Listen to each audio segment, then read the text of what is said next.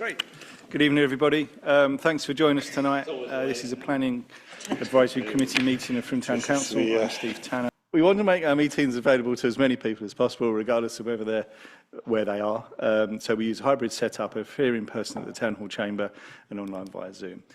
Those in the room, little housekeeping. The emergency exit is to the rear corner of the room and the semi-point is in the car park. Toilets can be accessed at the end of the corridor on the right-hand side, and there is an accessible lift to the toilet to the right of the lift. Any panelists on Zoom, please raise your electronic raise hand by clicking on the participants button at the bottom of the screen. In the room, please raise your hand. Any attendees on Zoom, please post questions through the Q&A board, which Owen will manage tonight. Attendees' names will become visible on the questions board for the record as your question is answered. Those in the room, please raise your hand. Jane will clerk tonight, and Owen will manage the questions board, participant settings. The meeting is being recorded for meeting purposes, and we also live stream on our YouTube channel. Well, maybe not tonight. We'll see how we go. So, item number 1 on the agenda, any questions, comments, information from public or councillors? No? Great. I've got a couple of things, actually. Firstly, I'd like to thank Andy and Becca for stepping in at very, very short notice a couple of weeks ago when Jane and I were delayed at Shepton. Thank you very much, Andy. Very good of you. And apologies for anyone who came and we couldn't actually discuss those particular applications at the time. Secondly, I just want to say a few words about Nick Cottle. I don't know if everyone's heard, Nick Cottle suddenly passed away a couple of weeks back. Nick was the chair of Somerset East Planning for the last 3.5 years. I always found Nick very engaging, very welcoming. He chaired the planning meetings in, I think this word's been used a lot by a few people, in his own unique way, but always brought everyone along for the ride. And we always got to where we needed to be. He will be missed, and I think personally, and I think us all send condolences to his family and his friends and anyone at Somerset East that knew him. So it's a great shame. So moving on, item number 2 on the agenda, agree apologies for absence received. We're all here. Wow, amazing. Item number 3, declaration of any members' interests. Yeah, I do have a registrable interest in the nursing home application, in that one of the neighbours works fairly closely with me at the Critchhill School, where I'm a governor. So I will leave the room for that item. Okay, thank you, Andy. Anything else? No. Item number 4, agree the minutes of the meeting held on the 7th of August 2025. This one?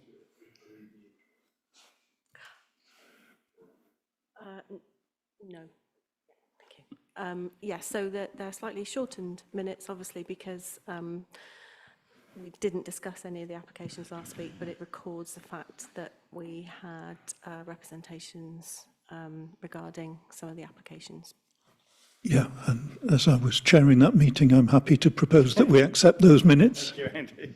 And that's unanimous. Thank you. Thank you very much. On to item number 5, which the major plan applications received. And over to Jane. Thank you.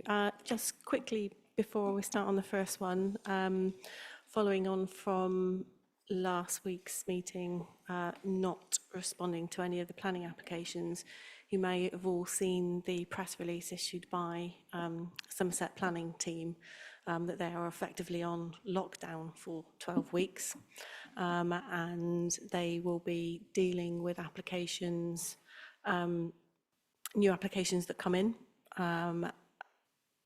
They won't be taking inquiries from anybody, so, except perhaps the applicants or the agents, but they have issued an email address specifically for the 12-week period, and any emails will be treated on a triage basis, so you may not get a reply to your emails, full stop, depending on what your question is. And it also means that our 21-day notification period for responses, we have to get our responses back within 21 days. Normally, because of the way our meetings work on a 3-weekly cycle, sometimes we go over the deadline by a few days and we've just requested an extension of time. But extensions of time are not being accepted at this point in time. So in our standing orders for the planning committee, there is a process in place for things like this, whereby Steve as the chair and myself have delegated authority to make decisions on behalf of the council and send those off. So there will be a period of time where any applications that are about to expire or will expire before the next meeting, we will deal with those in that way. And some of the ones from last week, that has been the case, but councillors have seen all of that that's been sent off. So I just wanted to clarify that for you. So the first application that we're going to discuss on the list is the Memorial Theatre, Christchurch Street West. I presume everybody knows where that is.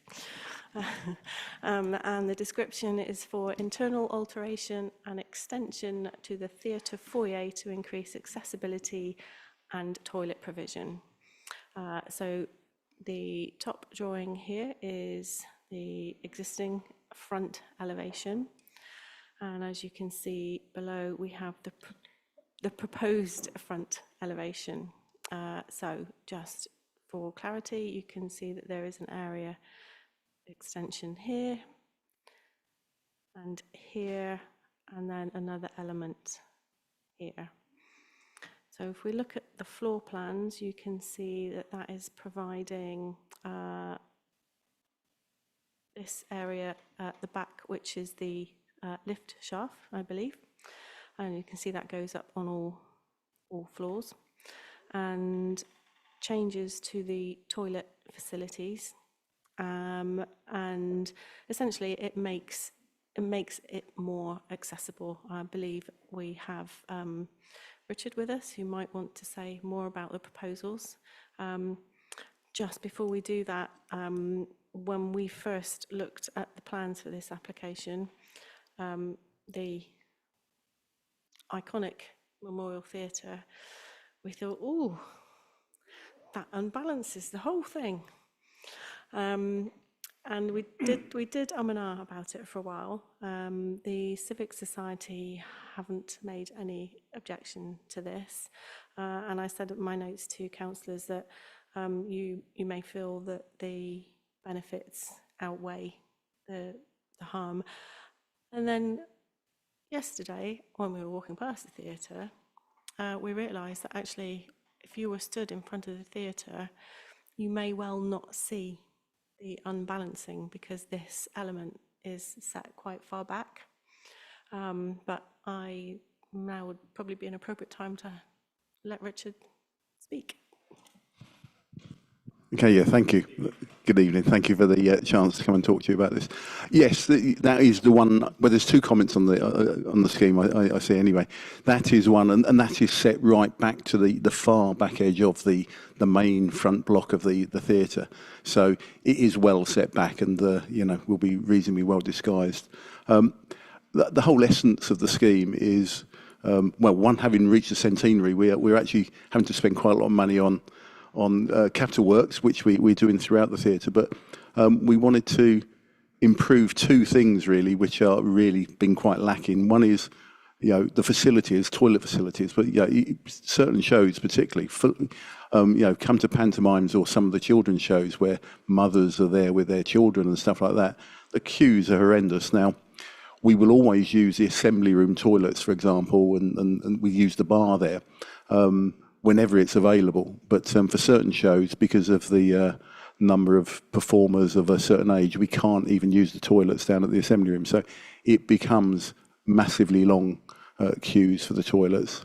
And when you look at the current regulations in terms of statutory requirements, we would never comply with a modern day building. We're woefully under catered for that. So the big thing there was toilets on the first floor level at bar level, which just sit above the existing toilets, which stick out from the sides of the main part of the theatre there. That does one thing, which is, well, by adding the lift as well, we add to the second part, which is accessibility, and the lack of accessibility to the bar will give us proper accessibility, but also it could then allow us to use that bar for more events, for meetings, small meetings, community meetings, stuff like that. And there will be facilities on that level to accommodate that. So, and,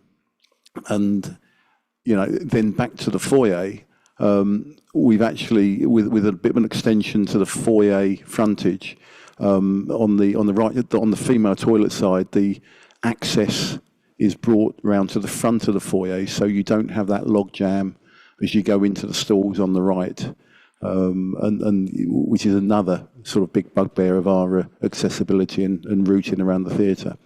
By doing that as well and mimicking that on the other side of the foyer, we move the box office, which then has an accessible window. So quite often you see that with a window that's for the box office to give tickets out and stuff externally while it doesn't clog up the foyer. So it starts sort of doing lots for the logistics of shows and crowds coming into the foyer and stuff like that. It will then give us the current box office could then be a kiosk area. So it generally improves, and actually then it allows us the foyer become a meeting area as well. So it ticks lots of boxes, and given it's the memorial centre of Frome, where we host lots of the events, we can improve on that for patron comfort and accessibility particularly. Thank you. Thanks very much, Richard. Councillors, any questions for Richard or comments? I thought it looked like a great plan and a really good way of modernising a building that's, obviously really needs it and is really loved and used. I thought it was great. I agree. I think I completely agree with what Jane said, that I think the benefits in terms of accessibility and use of the space and bringing more people into the theatre outweigh any, I think it's fine how it looks anyway, but they would outweigh any minor concerns I might have about that. It's more important that people use it than it looks symmetrical. Anyone else? Yeah. Okay. Yeah. Richard, I sort of agree with other councillors. I love the symmetry of the building as it is at the moment, but as you rightly say, we've got to update it and upgrade it and make it more accessible. So I think that does outweigh any harm in terms of the aesthetics. Yeah. Yes. Yeah. Absolutely. Yeah. Great. Thank you. So Mark, do you want to pose? Support that? Okay. And that's unanimous. Thank you. Great. Thanks, Richard, and apologies for whatever it was a couple of weeks ago. Yeah. Such a long way for you. Yeah, exactly. Thanks very much. Thank you. Thank you. So the next application that we're going to discuss is number 744 on our list, and it's land at Marston Road, Frome. And if you'll just bear with me while Andy goes to sit on the step. I will just switch presentations one moment. Actually, before I do that, I'm sure everybody is aware, but the description is for the demolition of the building and erection of a care home, the construction of an electrical substation, parking, alterations to existing access, landscaping and associated infrastructure.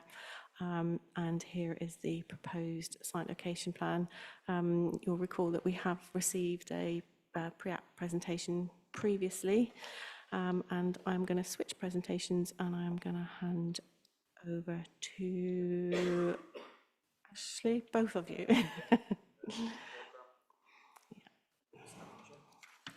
That's the clicker. Yeah. Can Adam grab a microphone as well? Or do we just swap? Yeah. There's another one there. Just so when you're ready to speak, I don't have to hand it across to you. That's all. Let me just go to the beginning for you. That's what happens when you check that it's working. There we go. Thanks, Jane. thank you for seeing us again tonight. Obviously, when we came down previously, we were at pre-application stage. We did say at that time that the plans were being progressed. They had been discussed at length with Somerset Council through a PPA process, but we're still moving, we're still changing, we're still evolving. Since the application's obviously been submitted, we are aware of the numerous local comments and objections, and we're pleased to be here tonight to try and address those and hopefully also address some of the relationship issues with some accurate imagery, which will be further on in the presentation. I'm here tonight with my colleague and consultant, Adam. Do you want to introduce yourself? Absolutely, yeah. Hopefully this is working. Yeah, thank you everyone. Lovely to be here, so thank you for letting us come. Just to say before I introduce myself, we were able to get the recording of the meeting 2 weeks ago, where I know some of the objectors raised their points. That was really useful, so thank you to everyone who attended. So yeah, without further ado, but anyway, I'm Adam Price, Associate Town Planner at JLL, based in the Bristol office. So I've been the planning consultant working with Ash to pull this application together. I think Adam's going to do the sort of front part of this. I'm going to pick up a chunk and then we're going to do some of it together. You haven't got Andy Cross tonight, so we're not as funny. So yeah, I'm much quieter than Andy, but hopefully we'll get the salient points. Okay. To you, so. Okay. Ooh, do I point the button? Okay. Over to Adam. Okay. Should I kick off? Yeah, please. Yeah, lovely. So I think we were conscious of time, obviously, and as I referred to, there was that meeting a couple of weeks ago where there was some points raised to date. So I think we just wanted to pick up on some of the salient points on an issue-by-issue basis. So I guess in terms of traffic and highways, there's been some concerns raised by neighbours, particularly in relation to Marston Road. And I know that kind of spans both those headings in terms of the traffic on Marsden Road, but also the prospect of parking. More specifically, whether there's enough parking proposed as part of the application, and whether that consequence of that would be any overspill into the public highway. So I think we just wanted to point out in terms of the formal process that's come back, as you can see there on the screen, National Highways, they've come back with their response, which is pretty succinct. This is not absolutely verbatim, but more or less. You can see it online, and the summary is there's no objection raised by them. And similarly, from a council highway authority perspective, they've gone through things like parking, visibility displays, emergency parking, etc., and they've reached a judgment of no objection. From the highway authority perspective, just to pick up on the parking, we've bolded there, and sorry, my eyesight's not very good, even at the age of 33. So I just wanted to point out that technically from a parking standards perspective, a care home of this size would require 13 car parking spaces, or does it say 12 on that? I think it says 12. 12, sorry, apologies. Yeah, sorry, I thought I might address you that way. But so I guess the key point is a care home of this size operationally would typically, I think we were talking earlier, Ash, from other experiences, typically between 25 and 30 spaces. So the proposal is 29 spaces. The extensive transport assessment made and submitted as part of the application demonstrates that actually based on the shift patterns, knowledge from operations of other care homes, etc., that 29 is more than acceptable and suitable for like the day-to-day operations, the coming and going of emergency vehicles, deliveries, etc. And it's just worth pointing out that obviously as part of any planning permission, a travel plan would also be secured, which ties up things that encourage more sustainable modes of transport. So whilst, say, 70% of staff are expected to come via private vehicle, some would come via car share, cycling, pedestrian, other means. Apologies if I'm coming across still patronising. I just want to explain the context for this. Ash, you were going to pick up on the signage point, I believe. Yeah, just to say, understandably, we've had a request from the local residents in the key residents. I'll be clear, the key residents adjoining the property. If we could assist with some signage to discourage fly parking, we're obviously happy to support that. Flood risk, so we haven't received the council's opinion there in terms of the internal consultee, but the flood risk assessment has been submitted. We're in flood zone 1, so least probability of flooding. There's not any major, in fact, there's a low risk of surface water flooding, but irrespective of that, there's been extensive work in the FRA and the drainage strategy to demonstrate how the proposals would mitigate any flood risk through the use of suds and connecting into the adjacent private network, so the southeast corner of the site. Noise, I can't remember if that was me or you, Ash. But Yeah, I can maybe pick up the noise. I know last time there was quite a lot of debate about noise. I think principally with concern about the noise levels externally for residents. As part and parcel of our application, we've done a noise impact assessment, which has had measuring equipment on site, measuring the noise. Again, if anybody's been to site and you stand there, it is surprisingly quiet in terms of the adjoining properties. You can hear the road. And that data that comes out of that has been clear. We've put that in bold there, that the activity in the range is minimal and generally not audible. Noise emanating from the builder's merchant to the east was not audible. Obviously, as part and parcel of the development, we look at the building as well, the insides, and that's also reviewed from a noise point of view. And the scheme has been reviewed by Spectrum Acoustics, and obviously there's a report that's submitted which says it satisfies internal and external noise levels in accordance with the BS requirement there and the World Health Organization guidelines for community noise. So I'd just like to reassure people of that case. Sorry, Ash, just before you move off that point, I just thought it'd be useful from a planning context as well for the likes of Range and the other Sydenham's unit.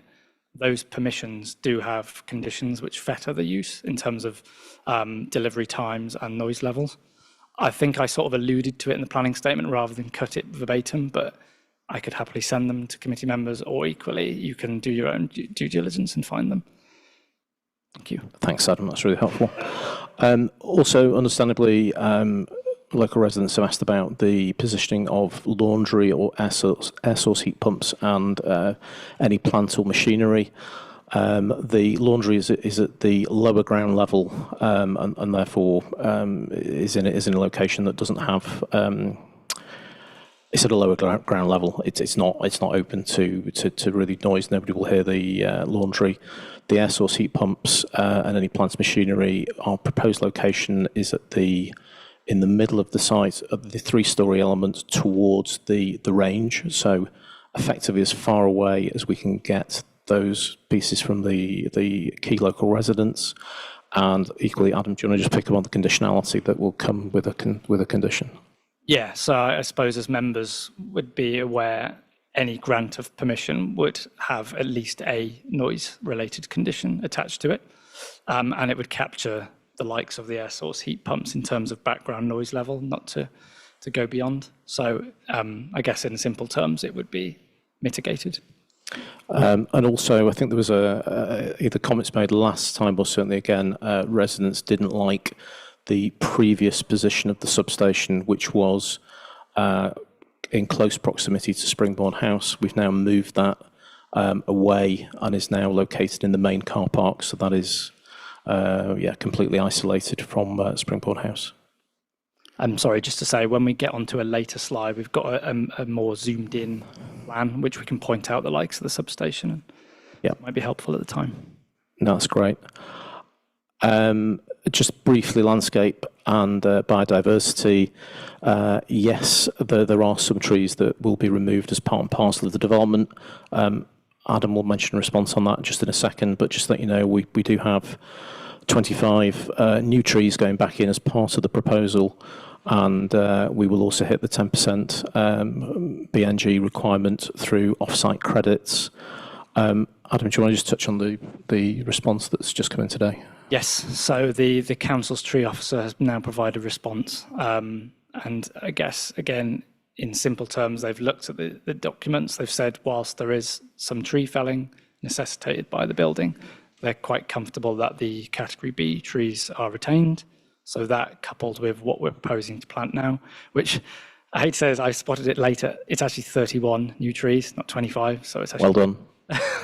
So it's just too late to get it across to you, so apologies for that. But yeah, so they were quite, they raised no objection. They were comfortable from a tree officer perspective that what we're doing is sufficient in terms of tree planting. Thank you. Again, I think we've noticed a few comments about external lighting. Understandably, residents would be concerned about external lighting. The key external lighting during the evening obviously would be around the car park area in the main entrance, which is obviously on the opposite side. So we don't anticipate there would be any impact of the car park lighting impacting on the residents that we can see on that plan there. Adam, again, do you want to just touch on the conditionality that would come with external lighting? Yeah, absolutely. Apologies for anyone at home listening. Yes, so I guess same as the noise, typically you've seen standard conditions that an officer would attach in terms of light levels. Obviously, where we are as well, we've been careful to do all the necessary ecology surveys and reports to understand the ecological context. So that would be factored into any post-consent lighting design to ensure it was the appropriate lux levels, not to impact bats, etc. But I should just on that point actually clarify that you may or may not have gone to the extent of reading all the bat surveys. No bats were found on site. That was from a roosting and activity survey. So thank you. That's great. Another one of the comments has been made to the external stair that we've just, for simplicity, marked stair on the plan there, and its proximity to Greenacre House. I think the suggestion was this was a 24-hour staircase. It's a fire escape. It would be used in the event of a fire. It is controlled by a keypad lock and is only accessible by staff members. Staff members typically work on floors. They don't go up and down. They tend to work a certain area. And when they do move, typically they move back to the centre of the building where there are 2 central lifts which run through the building. So on occasion, it's possible that a member of staff would use that fire escape stair, but it'll not be being used on a regular basis. It's certainly not what I would describe as a 24-hour staircase. In terms of lighting and any potential impact of lighting, it'll be on a PIR system, so lighting would be off unless somebody moved into the staircase to use it, and would then obviously switch off after that event. Now move on to overshadowing and light. I would just say I am sympathetic to the local residents and their concern for a new building. Obviously, it is we've got a 1.6 acre site. This is a building of a certain size, and I share why you would be concerned about these items. That screen actually, Jane, is not probably showing. I think we can change the. I'm going to just move it on one. No, that's really not working very well. Any chance of changing the contrast there at all? That should look really different on your screen, Jane. Oh, that's so disappointing.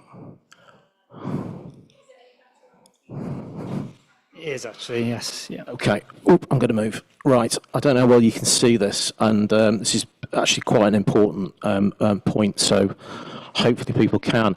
Can you detect the darker areas? Yeah. Okay. Sorry.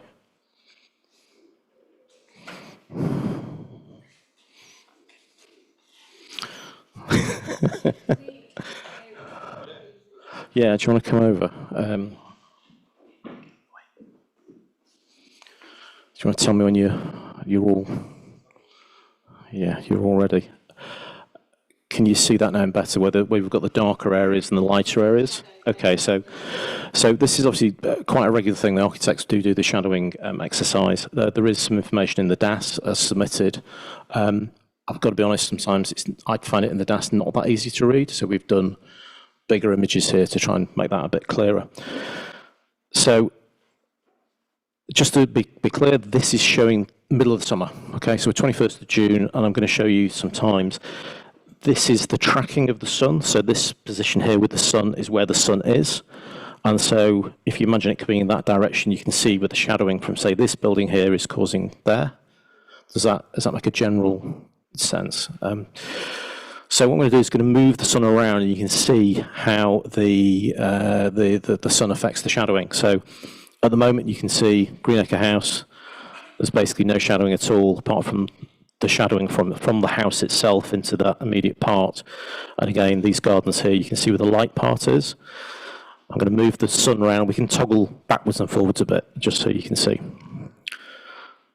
So move now to 12 o'clock.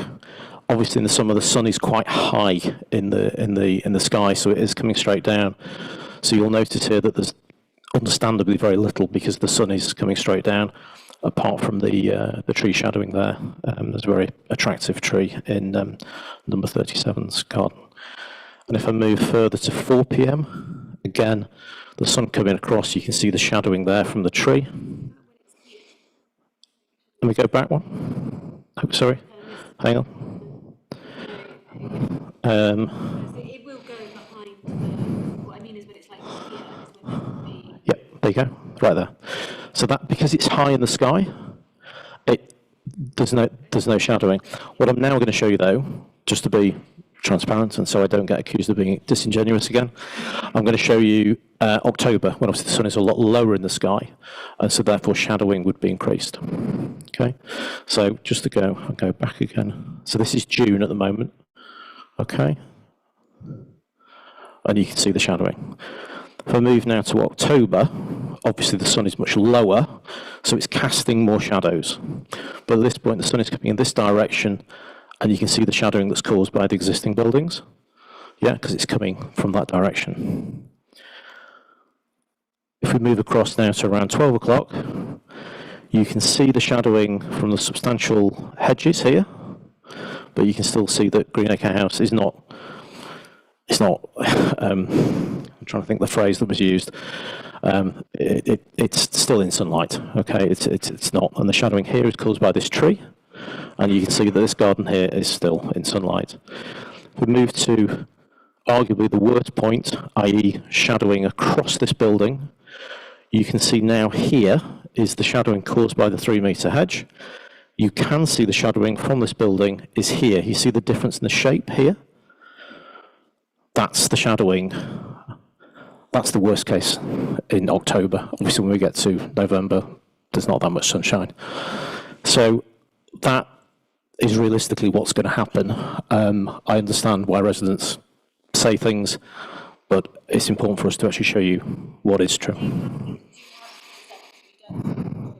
We're happy to do December and do that, but all I think you're going to find is just that it's, again, how much sunlight do you actually really get in December? Who stood in their back garden in December? But we can do those and we can share them. But I hope that dispels some of the things that have actually been said, which are inaccurate.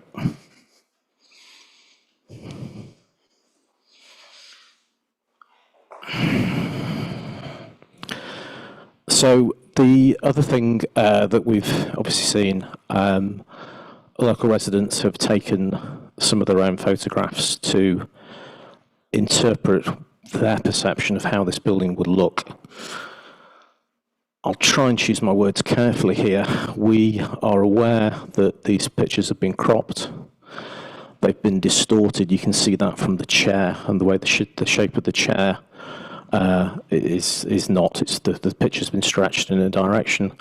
And we've also noticed that some of the trees in the gardens along the boundaries have been removed. So I'll let you make your own judgment call on how you feel about that.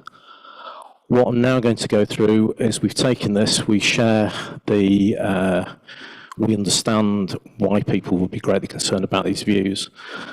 I'm going to explain the data and the methodology that we've used, and I'm going to show you some views. Again, picture quality is not brilliant there, but on the left-hand side is the topographical survey. So early on in the process, we have surveyors on site to take exact measurements of the site and all across, so all those levels are accurate. We then have a tree survey done. The tree survey uses the data from the topographical survey so that all the trees are accurately plotted on the site. We then also use what's called LiDAR survey, which is a remote light model, which is quite common. This allows us to actually pick out and show the shape and size of all the surrounding buildings, which is incredibly helpful. Then in addition, we obviously have the accurate 3D modelling that's done in part and parcel now of the architectural process. There we've tried to actually sort of just illustrate to you where these views have been taken from, so you can see quite accurately and understandably where the residents are concerned about their views. What I would point out to you on that picture, I'll try with the pointer. I can't make the pointer work. Do I go back to that one? There we go, it's a bit easier. Sorry, Adam. That there is actually a fairly substantial garage here, which sits on the boundary with Springbourne House. That is actually going as part and parcel of the proposal. So to an extent, you may suggest that the amenity to Springbourne House is slightly improved in this area. In addition, if you can make out, you can see the edge of the existing building. I don't know if that comes across that way, just about see it. So just to be absolutely transparent in terms of where the existing building is and where our building is, you can see that we are slightly nearer than the existing building. So I'm just trying to be clear. I think there was some, well, I'm just being clear as to where the existing building is and where our building is. If you want to say on that, Adam, or do you want me to move on? Particular? No, we can come back to this slide if we need. Okay. Yeah. So what we've tried to do is we've taken the existing picture and we've then used all the data that we've just said to actually create an accurate view. And everybody can then make their own opinion in terms of amenity and what it really means. What we've recognised on this one is that somebody's taken a photograph, they've cropped in to show that. The reality is if you were stood on that position, you'd see that, a much wider perspective. Equally, you can see the trees that have now reappeared that were not there on the previous photograph. These are existing trees. Although this next slide is future-looking, obviously as part and parcel of any application, we'd put a lot of work into the landscape plan. The landscape plan is obviously thinking not just about the amenity of the care home, it's also thinking about the residents. So in 5 years' time, those additional trees that are on the landscape plan would look something like that. Yep, of course.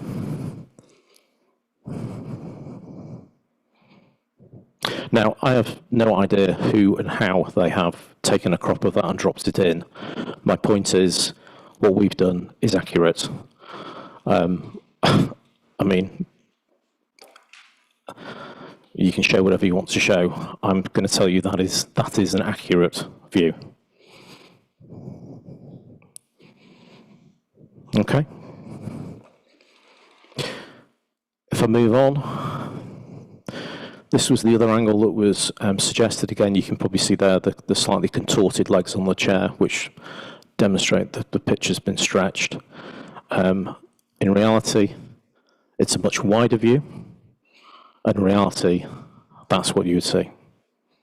Again, you can see the additional trees that have been removed from the original photograph.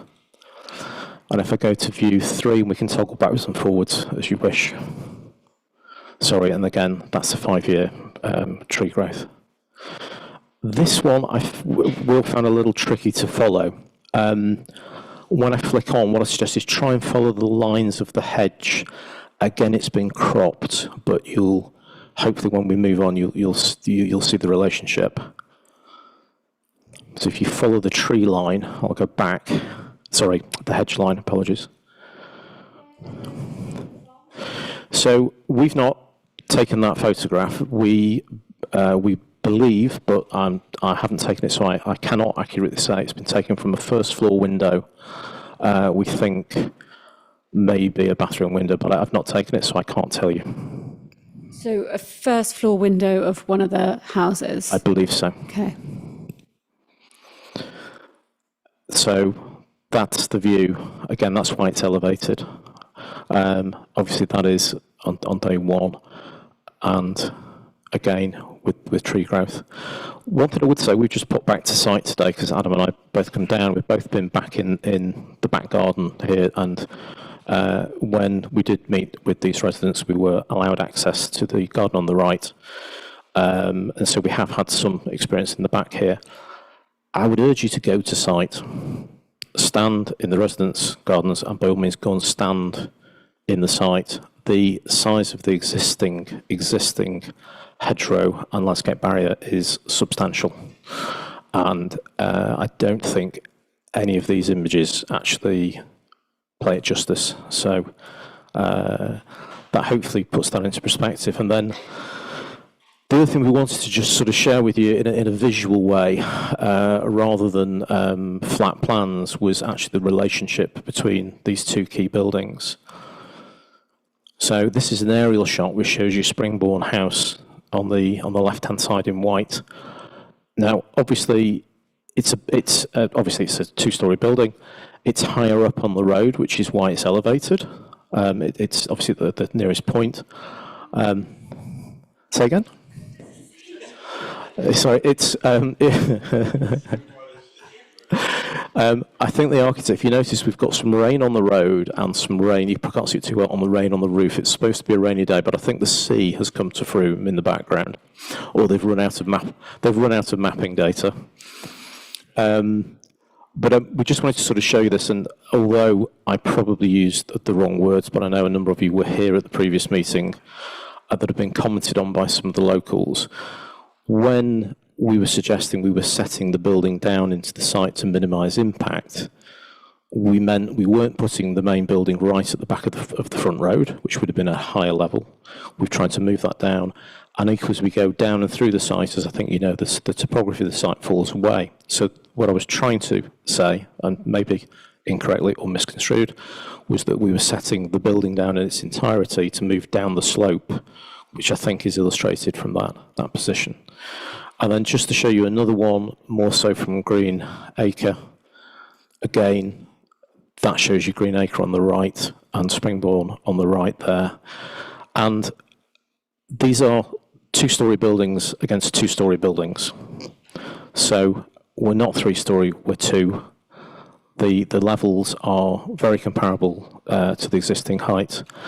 And actually the levels of the heights of Greenacre and Springbourne compared to the proposed building are very similar. I would say we are slightly higher to the parapet, but the comments that have been made in terms of a hugely overbearing building that is casting shadows are not accurate. And for information purposes, from the back window of Greenacre to that nearest gable end is 23.9 metres away. So I'm sure you deal with lots of applications and distances between windows. So it is a substantial distance away. Adam, anything you want to chip in there? Yeah, I think just to add from a sort of wider context perspective, obviously we don't have the benefit of a zoomed out map. Maybe with hindsight we should have put that on. But everyone here will know the site in its context. This building form and scale is very much in keeping with the surrounding industrial and commercial buildings, but it's also a sort of transitional building between those uses and the residential uses to the north and to the east.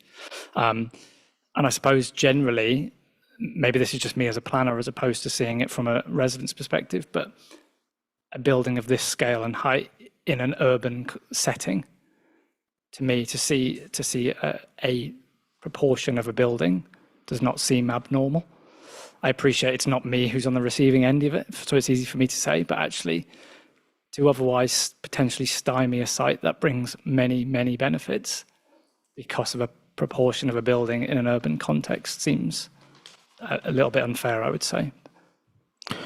I've just done a brief summary page at the end. I won't necessarily go over all of those again, but hopefully we've dealt with a large majority of those key concerns shown by the locals, and I think the vast majority of those we can demonstrate objectively why they're not an issue. Clearly, there are some which are more subjective, which will be down to interpretation, which is accepted.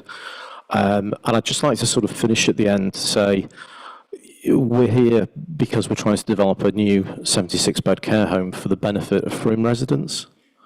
As you'll be aware, part of the site is zoned for employment, and the new care home would create 65 new jobs. And I hope that is thought about in terms of interpretation and assessing the balance of the application.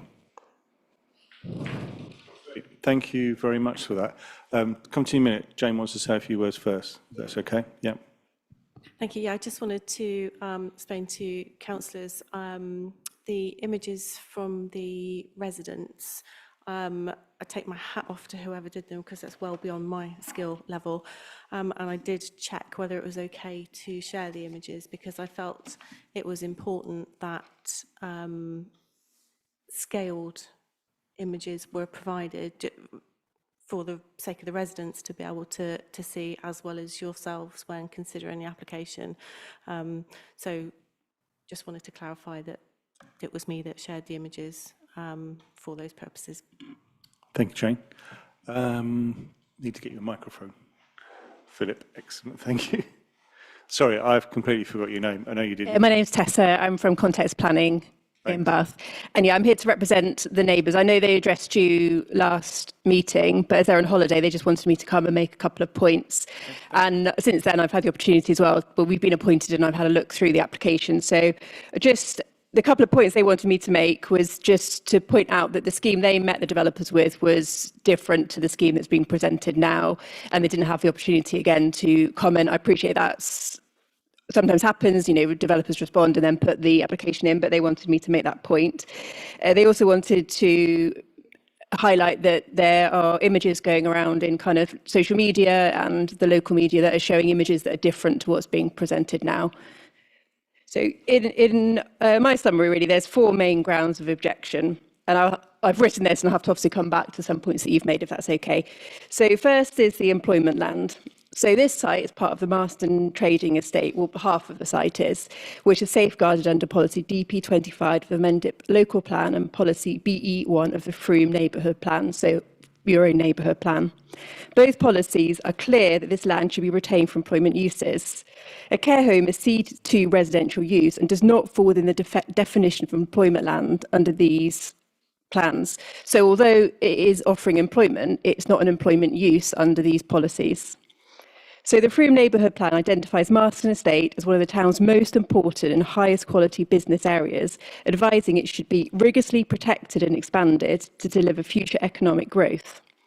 Objectives 1 and 3 of the Neighbourhood Plan require the retention of valuable employment land, the creation of spaces for local enterprises, and the reduction of commuting by ensuring jobs are available locally. And this proposal undermines all 3. So crucially, no marketing evidence is provided, and this required by the local plan and Mendip or Somerset East's SPD on marketing. And that specifically states that if a site is allocated for employment in the neighbourhood plan, it must be marketed for, and it suggests 10 to 12 months, and this hasn't been undertaken. Second, the impact upon the neighbours, which we've obviously heard a kind of really clear presentation from the developers. Obviously, the neighbours disagree with those points. The building's more than 90 metres long. I'm not sure in any of those images you've really got any visuals to show the whole kind of elongated elevation. So that's, you know, a significant mass of a building. In parts, it sits just 5 metres from the northern boundary of the properties, immediately behind existing homes. Its sheer bulk would dominate the outlook from gardens and living spaces, creating an overbearing presence. There's a significant amount of windows which overlook the neighbours, and these are about 18 metres from the boundary. Again, I don't think we really saw an image of that part of the building which would overlook the neighbours. Given these windows will be occupied by bedrooms and activities rooms by care home occupants, they're likely to be occupied most of the time, so that will compound the harm. Being located to the south, the building would block natural sunlight to gardens and living areas for significant parts of the day. I appreciate we've just seen the images here. The neighbours are concerned that it doesn't cover significant periods of the year, so it doesn't cover the autumn, for example, it's just the summer and the winter period.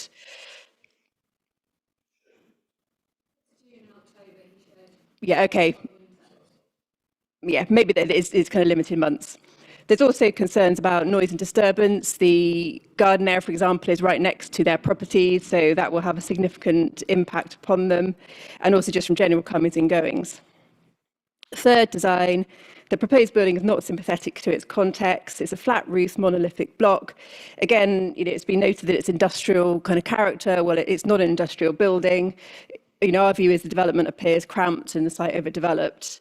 The scheme also removes established trees and hedgerows within the site and at the boundaries, changing the context of the site, which currently has a pleasant verdant character.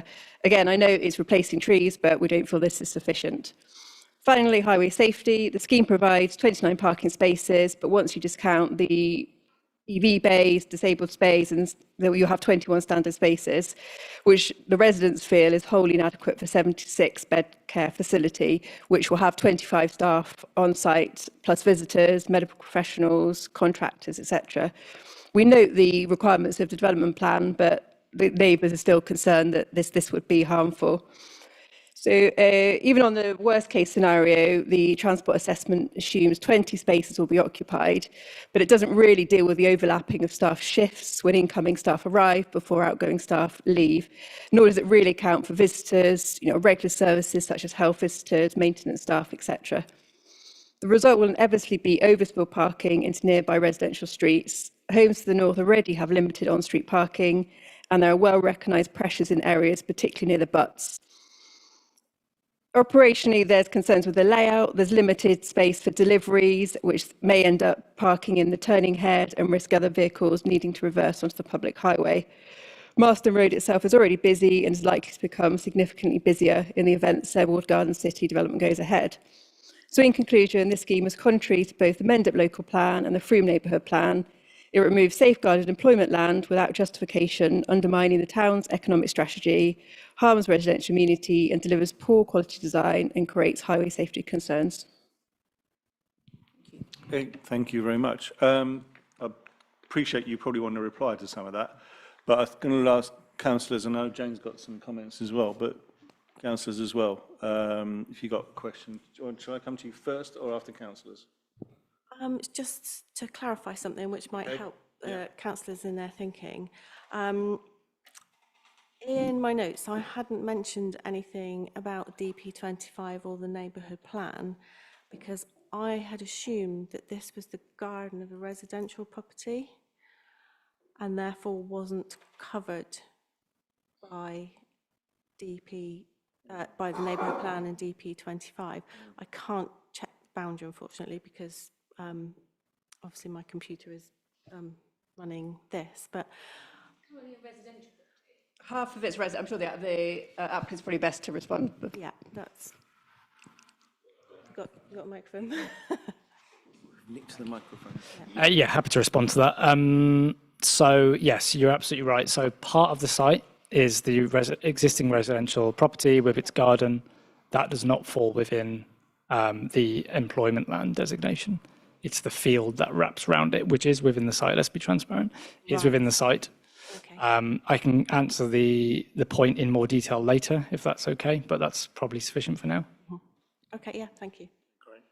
Yeah, so that's why I raised that question, because I hadn't made a note of it, because I had thought that all of that land was part of the residential grounds of the adjoining house. Yeah, that was my question. I wanted to see how much of it was, and I think that obviously I understand why you didn't include that in your presentation, but if that's a really important point for us to be considering, then we need to know what part, how much of the employment land it represents really, or how much of that employment land is buildable as employment land, sort of thing.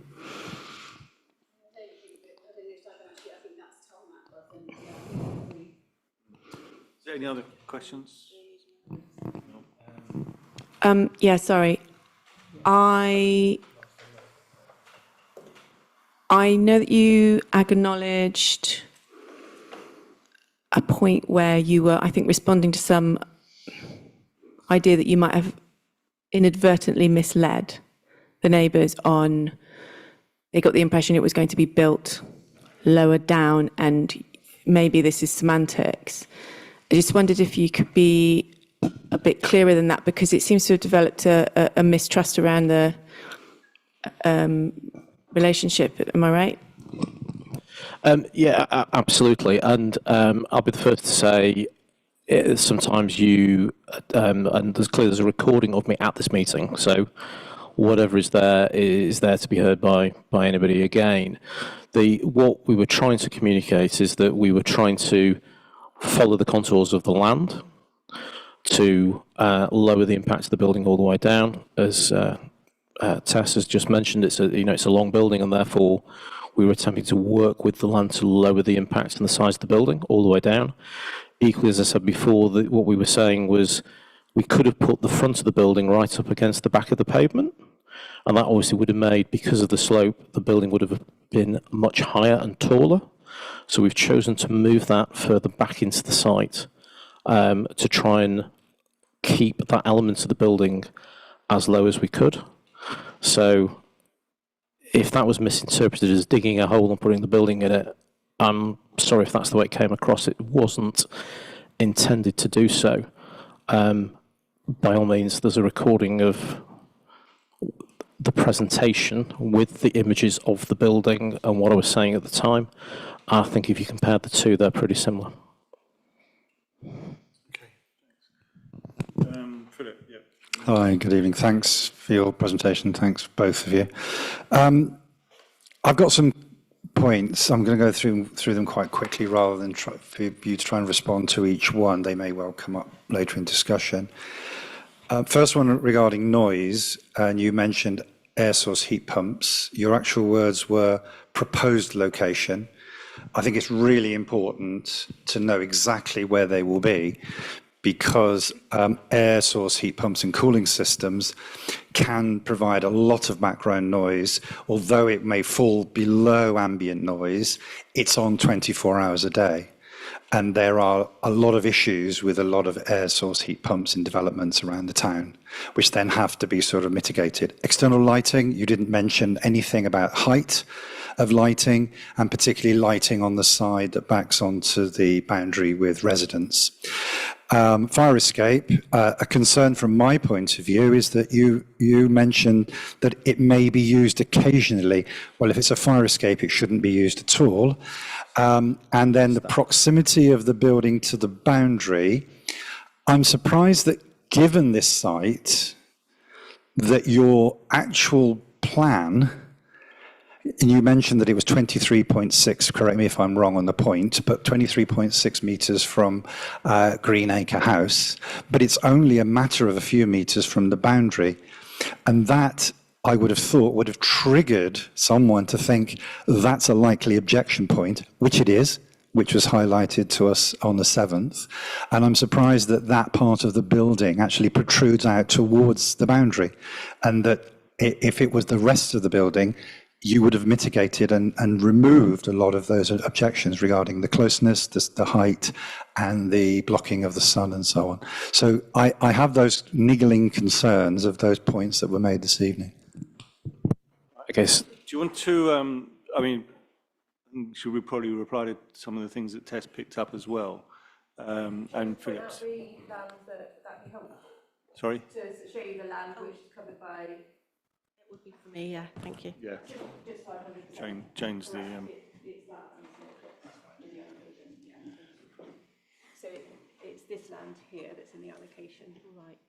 So that's basically everything outside the residential curtilage. Oh, okay. Yeah. So this land here is within the allocation. So like 67% of the site. Yeah, okay, so more than half. Sorry, did you say it's this here? Yeah, yeah, that's it. Yeah. Right.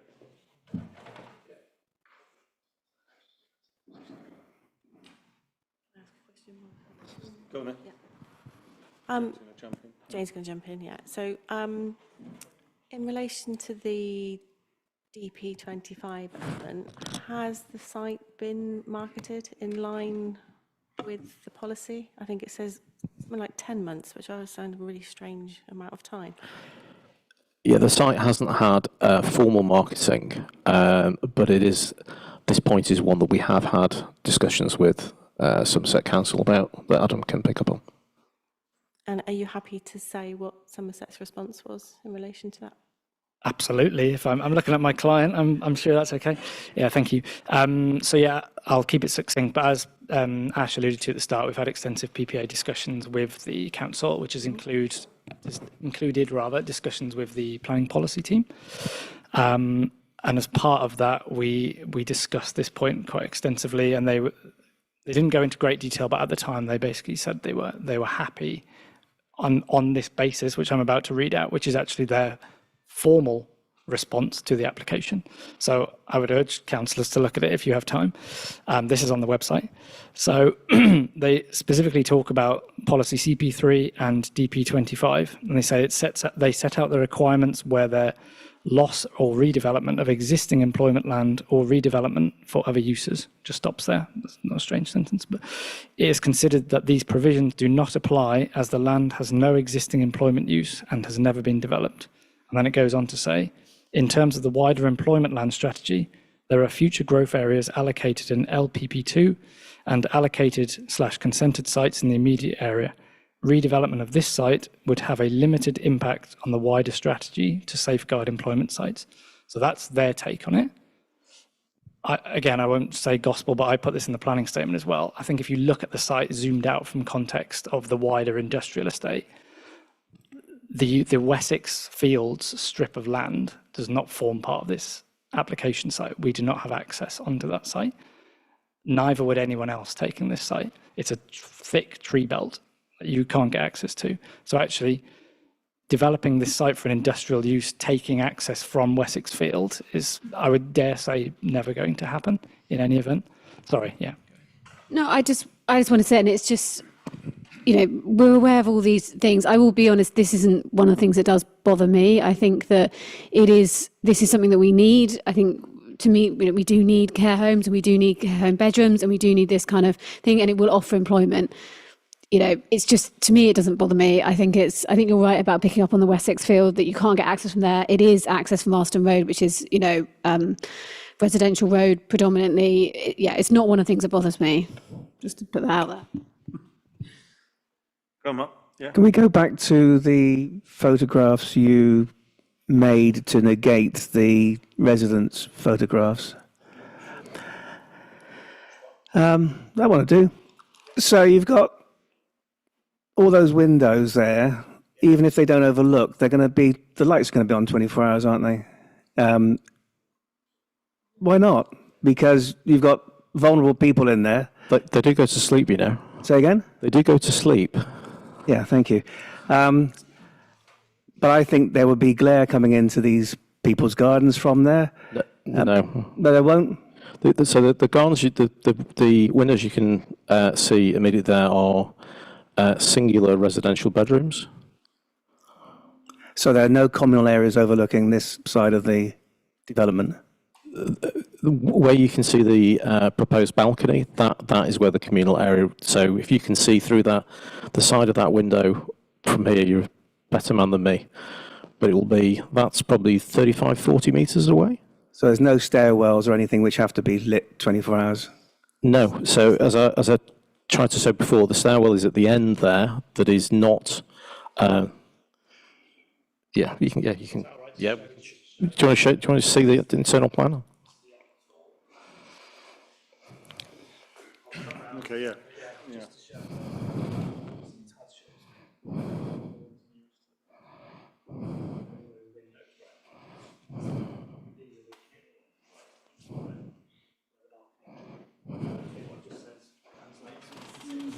Windows here that you can see that do face directly, that sort of are slightly concerning. So. Most of these are going out that way. Yeah. So the bottom one is the escape door, which, as we say, other than maybe looking out the first floor window, you can't see. Can we also have a look shortly at the windows, the other part of the block that doesn't project, because they're all facing onto Yeah, of course. the neighbours? Of course, yeah.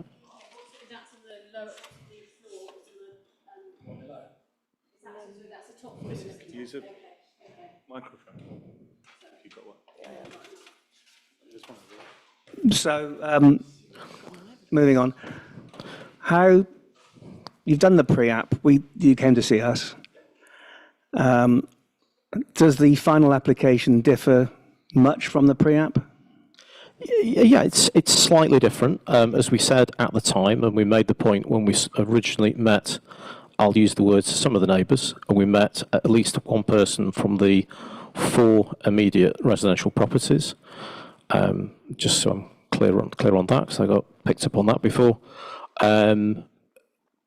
It's, as we said at the time, the plans would be, it was a pre-app, it was a pre-application document, and it was still moving. I think if you compare the two, they are fairly similar. We've moved the substation, I would say the landscaping is more detailed, the car park layout's probably been slightly tweaked to accommodate the substation and the turning head. We've probably added in, I'm slightly guessing here, but it's the detail bits, like making sure the bins work properly, that the bicycle storage works properly.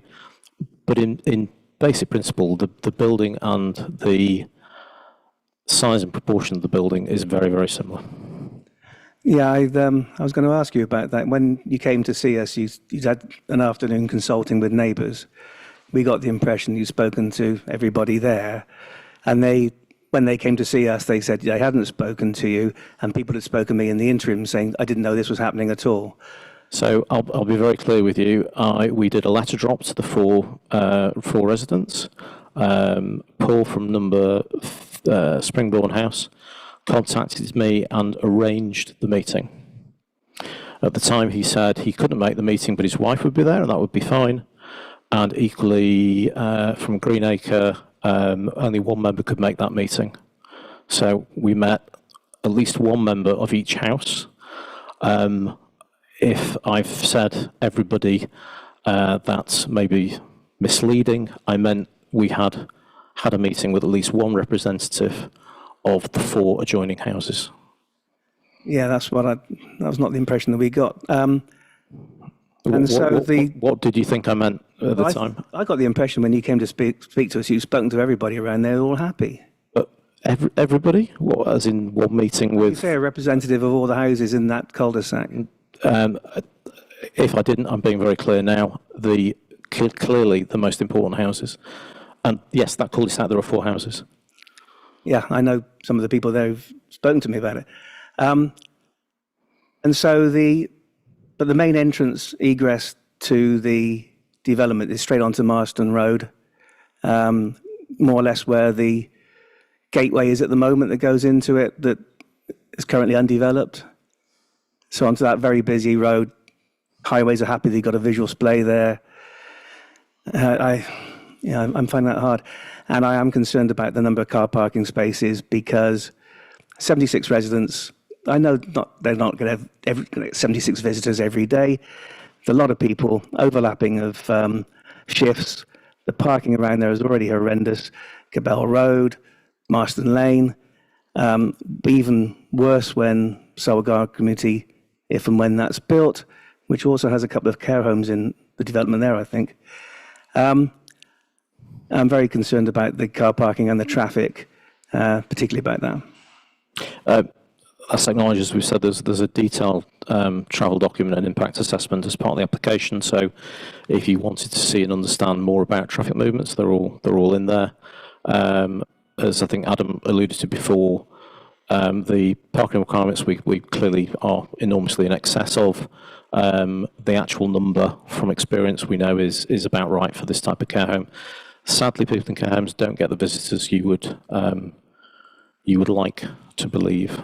And because there's a range of staff in terms of their pay grades, quite a lot of people do use public transport.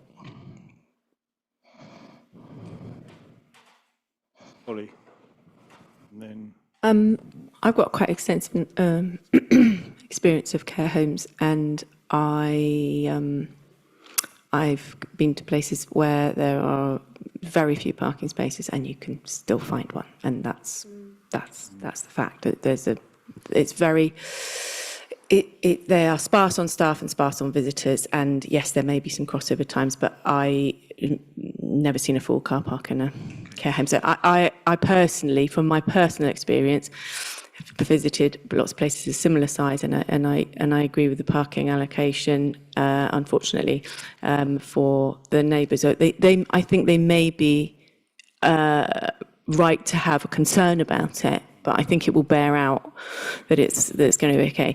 My concern is I know that this is just a hypothetical question, but if they were to buy a neighbouring house now, which obviously is their concern when they won't go to sell their properties, or the fact that they may have just bought their properties or whatever and they've just moved in on X view, etc., would they choose to buy the one next to this? Is it an overbearing building? Is it light at night? Is it noisy? We can't have the experience. We're trying to make the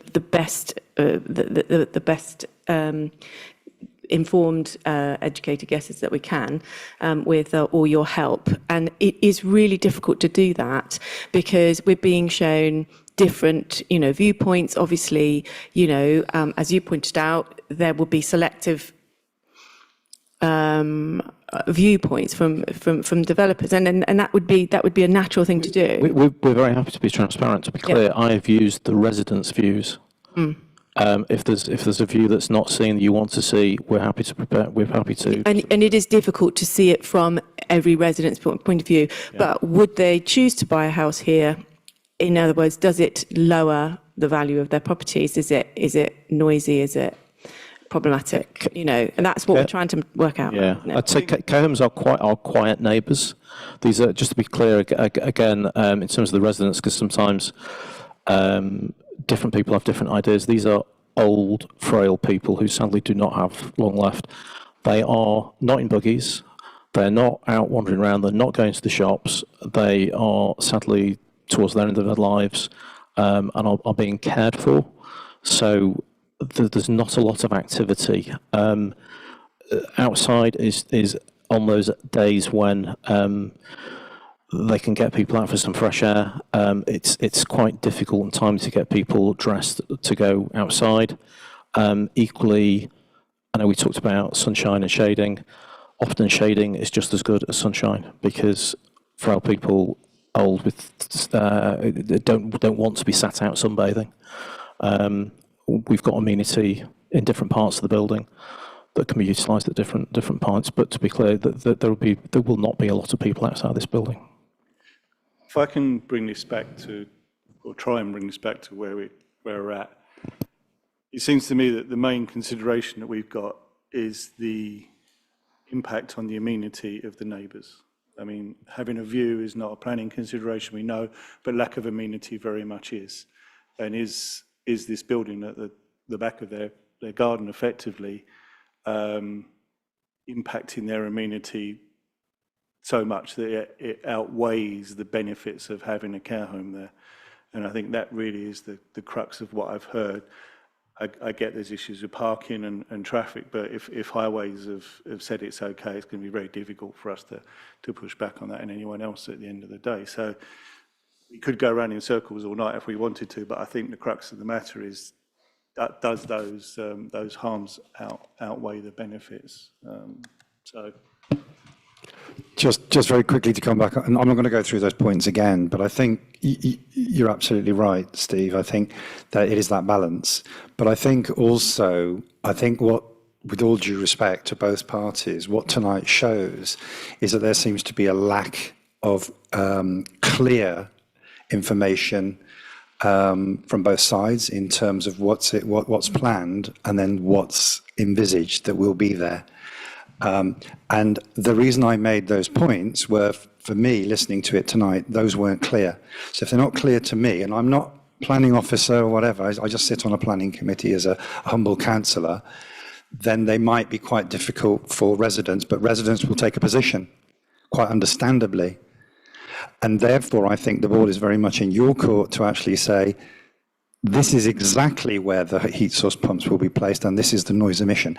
The external lighting will be this height, this much lux, etc., particularly on your side of the building. The fire escape will not be used when it shouldn't be used, and the proximity of the building, if you're submitting that plan, it's too late to do anything about it now. But in terms of windows, as Mark stated, there are something like 30 odd windows along that side, half of which will be above the fence height, and there will be light emission at some point. And those are the residents' concerns.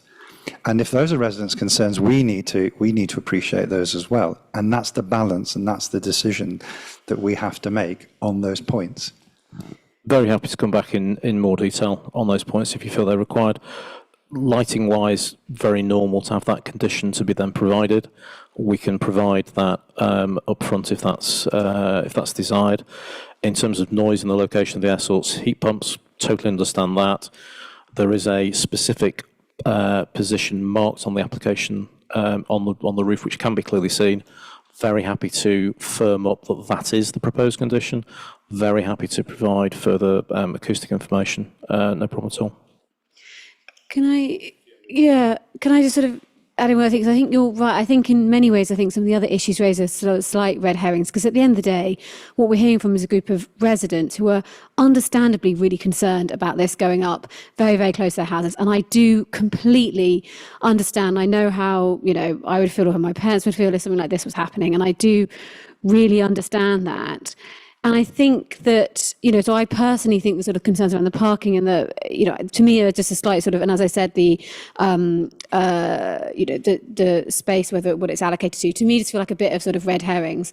You have actually, I think, tonight you've done a very good job, I think, of sort of addressing things. And I really appreciate the time and effort you've put into sort of the photographs and showing us and the transparency, that you sort of move towards.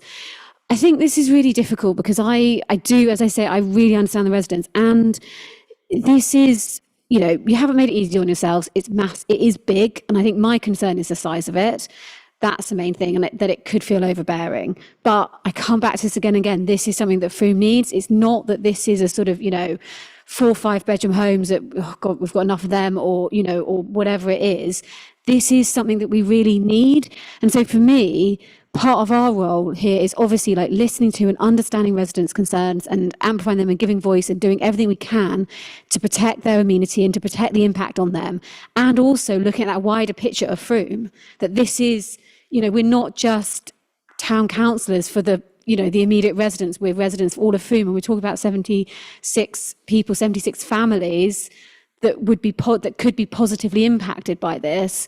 There aren't enough spaces. This is something that is really needed, and and it has a knock-on impact in terms of the lack of care home spaces, in terms of hospitals and all of that stuff. To me, it is a balance, and I think that to me there is the positives because of the good, and we have to do everything we can to try and protect the residents as much as possible, and do what we can in terms of conditions, and are there specific things we can say that will really sort of help is where I'm at, because I think there's not enough here for me to feel like we should be objecting to it.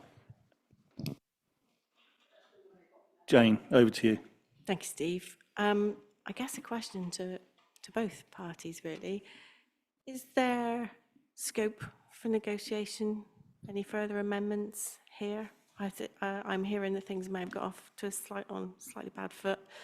So I'll put that question out there, and then I've got another question after that. So we're very happy to listen. We're very happy to look at making some changes. Something we have, I'll just say we've already looked at, is the window that can be seen there, which we have already offered to be frosted to the staircase. As much as it's frosted, the light is not going to be on. We can move that to the front elevation if the residents felt that was going to be beneficial. Again, those two to the side, which again the positioning is at the end of a corridor. It'll only be on the odd occasion somebody sort of stopped towards the end, but if they if that being the nearest part was something we could offer to frost those. They are important in that ordinarily we would always have windows at the end of corridors, and that's to break up the institutional feel of the building, to make it feel light, airy and attractive. And hence the reason why it's there, to provide some light into the end of a corridor during daylight times. Again, we could frost that and the lower ground one and the lower escape door if that's perceived to be helpful. So we potentially move one window and ensure frosting of the others to prevent any perceived overlooking. Yeah, so how do you think the neighbours would feel about further discussions and negotiations? Yeah, I mean, I'm sure they'd be happy to discuss, some revisions, but I think they'd have to be fairly fundamental for them to remove their objection in terms of, that's helpful, but it is not going to override their concerns. I think they would want a reduction or moving back from the site boundary and a reduction probably in the bit that projects. Obviously, we focus on this image a lot, but we haven't really looked at the images which show the majority of the windows that face onto the neighbours.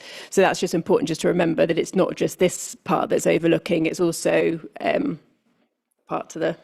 And do you feel some additional images of those views prepared in the same way would benefit both us when considering and the neighbours? It may help. It may help you.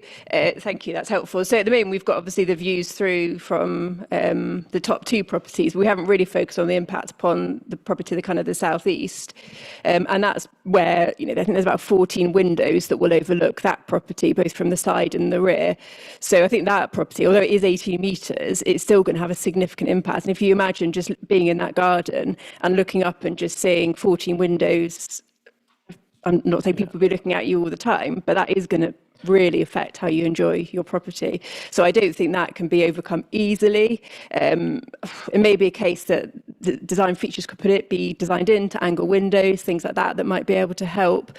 We've dealt with a few schemes like that in the past where they then just look, but that obviously wouldn't have then great outlook for the occupiers who are more vulnerable and probably need a nice outlook. I think actually I'd be happy to address that, and I'd say just two things on a basic level, but happy to provide further imagery to illustrate this rather than just talking about it. As you're probably aware, Tessie, if you've been to the site, obviously everything slopes away, so that number 37, which I think is the house you're talking about in the corner, is actually significantly lower. And we have, with Lisa, the owner, have been in that back garden. When you're in that back garden, you will see the size of the existing current and existing landscape barrier between the two properties, which we are intending to retain and enhance. And when you actually look across, there's a huge tree that is shown there, which is a plane, which is a very attractive tree. We talked about it before in the shadowing. When you actually stand in that back garden, you're not going to see anything from the ground floor. So from the ground floor, from the garden, I'm really happy. We'll do the images and you'll say, well, we can't see anything. I think the point in question, which will have more impact, but again, just back to the position of balance here, will obviously be on the first floor above there. And clearly there's a view, as you quite rightly point out, directly across to the windows on the other side. I'm going to hazard a guess, and Adam will pull me up on this, that is probably 35 metres. So it's a long way, and you will know in terms of planning how far away that is. Plus, with the existing landscaping breaking that up, I think the view, and we're happy to create that for you, will be minimal.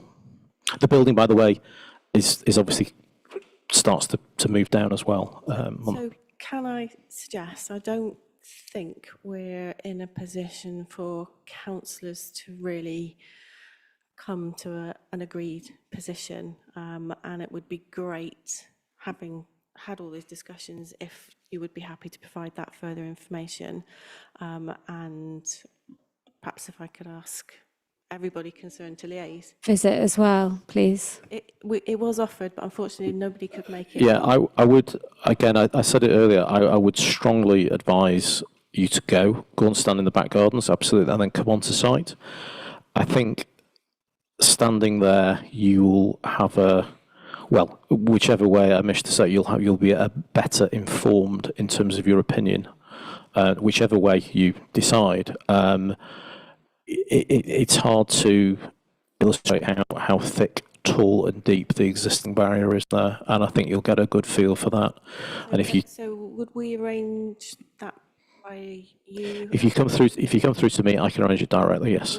I will delegate that to Owen, because I'm not going to be around for a couple of weeks after this. If that's okay, just so if you That's fine. to be in touch. Yeah. It really is interesting to note that both the developers and many comments from the residents invite us to go and see. I find that really interesting. So everyone's saying, come and look and you'll see our point. And I'm thinking, is this just going to make it less clear? But anyway. It's a risk we take, isn't it? Yeah. But as you said, it's your judgment. I always think it's really important to go to site and I'd agree with Tess. Hopefully, what we're coming across, we are transparent. We're trying to show you the way it is. We are sympathetic to the residents and their nervousness and concern about development. Of course, everybody would do. But we'd like everybody to try and understand what it is as accurately as possible. I respect the fact that probably ultimately we'll still have the same opinion, but I think back to this balance point, and I think to go to site with the right information and stand on both sides and get a feel for it, I think would be the best thing for you. My last question is, have you got a PPA in place? So us delaying our comments is going to be okay from that point of view, because obviously what I said earlier about deadlines having to be met, we're already over our 21. I'll let Adam comment on that. Yes, that's absolutely fine. I've had some assurance that because it's PPA, we've got a bit of flexibility. Perfect. Excellent, thanks. Okay. So can I propose we defer? I think that's a technical term. Again, yeah, it's becoming a habit.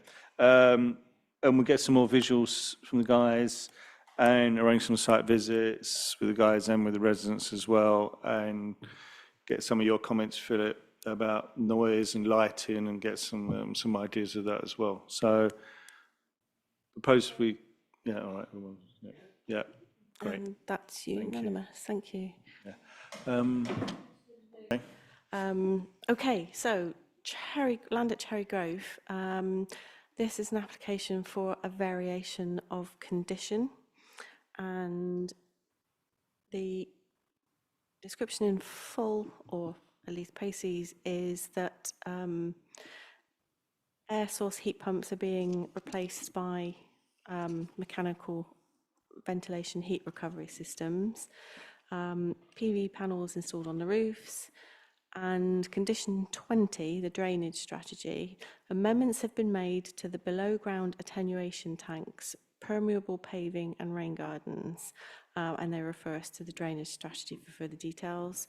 And they also want to amend the trigger point on condition 21 from pre-occupation to within 4 weeks of occupation.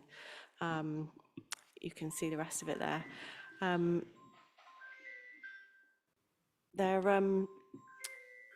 Councillor Helen Kay actually contacted us when she saw the agenda, because she was also concerned about the drainage. So I got in touch with Boone Brown, who are the planning agents for this application, and their drainage contractor has advised the following. So they've said the on-site drainage still has the same discharge rate in line with the original drainage scheme and discharges into the same watercourse. This means that the surface water on the new design will not discharge any faster than the pre-agreed rate. It's only the sizes of the attenuation and the locations that have changed. And because of that, that has had a slight knock-on impact on some of the other conditions. So those conditions won't actually change, they are just going to reiterate them on any revised consent. So it may be worth hearing the lady's question before going any more. Yeah, I got a letter from Helen Kay. Yes, I got a letter from Helen to say that we'd been missed off the council. So this is all new, and it's quite hard to understand, to be honest. But we have a ditch at the end of the houses, which go right down to Manor Road, and some of our gardens flood in the winter anyway. And last winter was the worst. Mine flooded halfway down, and And I don't know the reason for that, really. I think a lot of debris comes along the drain, and which worries me anyway, that it's not really looked after by Somerset Council, who I believe are the owners of the land generally. So I was just going to pop that in because I don't know how one would negotiate the council doing something about that.